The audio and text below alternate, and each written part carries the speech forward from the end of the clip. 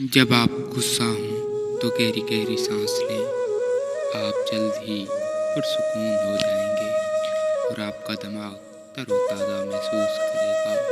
सोने से 5 मिनट पहले अपने दिमाग को हर किस्म की सोच से खाली करें। इससे खून की नालियाँ आहिस्ता आहिस्ता पुरसुकून हो जाती हैं, जिससे खून का बहाव बेहतर होता है, दिमाग की थकन दूर करता है और आपको कुदरती तौर पर नींद आने लगती है।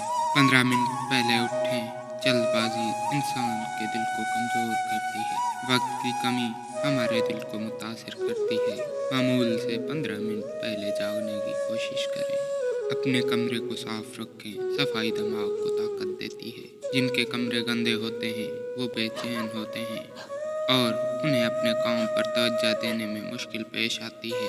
आपका कमरा आईना है जो आपकी अंदरूनी जज्बात को ज़ाहिर करता है। अगर आप अपने मौजूदा हालात को बदलना चाहते हैं तो कुछ नया हासिल करने की कोशिश से पहले किसी पुरानी चीज़ से अलहदगी इख्तियार करें। जिस लम्हे आपकी अलहदगी इख्तियार करेंगे, आपकी ज़िंदगी में नई चीज़ ज़रूर आएगी। सब्जियां आपके दिमाग और जिस्म को फौरी तौर पर साफ करती हैं। खुराक ही है जो आपके जिस्म और दिमाग दोनों को सेहतमंद बनाती है।